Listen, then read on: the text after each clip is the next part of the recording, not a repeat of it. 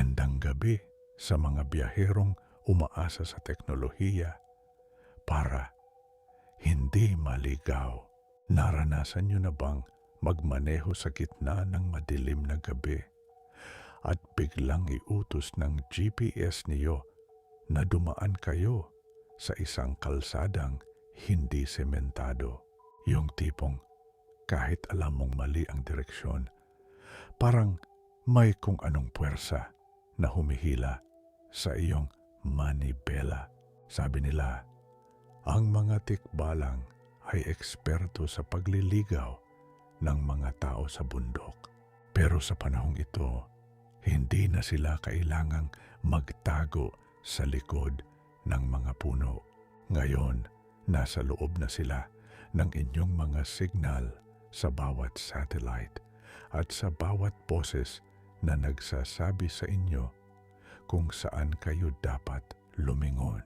Ako si Mang Hector. Huwag mong baliktarin ang iyong damit kapag narinig mo ang tunog ng kabayo sa iyong speakers, dahil baka ang app na ginagamit mo ay hindi para sa iyong paglalakbay, kundi para sa iyong paglaho.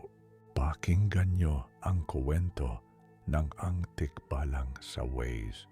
Si Marco ay isang delivery driver na sanay sa mga kalyeng maliliit sa Rizal. Isang gabi, may kailangan siyang ihatid na urgent package sa isang liblib na subdivision sa Antipolo. Dahil umuulan at makapal ang fog, binuksan niya ang kanyang paboritong navigation app. Ngunit sa halip na ang karaniwang boses, isang malalim at tila humihingal na boses ang narinig niya. Rerouting, follow the scent of the rain. Inisip ni Marco na baka may bagong update lang ang app. Sinunod niya ang direksyon. Pero habang tumatagal, ang mga kalsada ay nagiging mas makipot at ang mga poste ng ilaw ay napapalitan ng mga higanteng puno ng balete. Napansin ni Marco na ang orasan sa kanyang dashboard ay huminto sa 12 sudhist, pero ang distansya sa kanyang destinasyon ay hindi nababawasan, nananatiling 6.6 kilometers away. Anong nangyayari? Pulong ni Marco. Sinubukan niyang i-cancel ang ruta, pero ang screen ng cellphone niya ay nag-lock. Isang imahe ang lumitaw sa screen.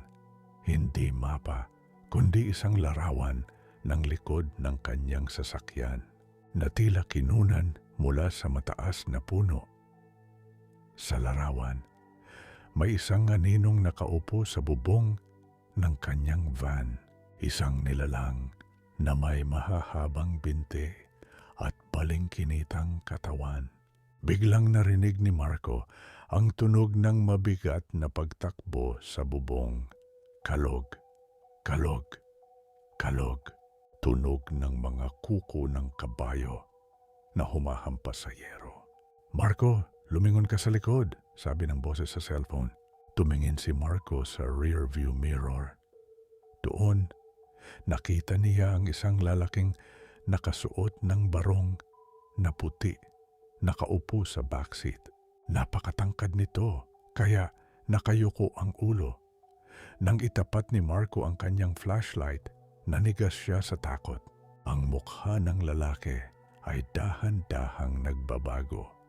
Ang ilong ay humahaba. Ang mga mata ay nagiging malalaking pulang uling. At ang buhok ay nagiging makapal na balahibo ng kabayo.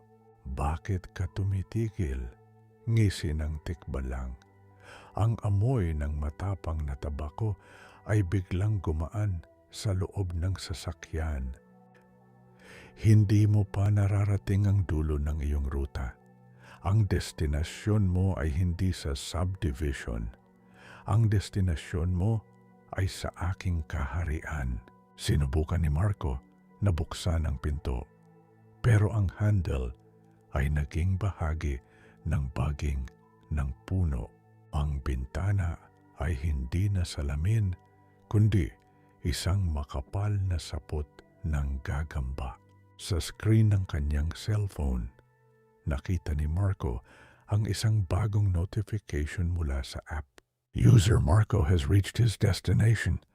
Welcome to the heart of the forest. Lumingon muli si Marco, pero wala na ang tikbalang sa backseat.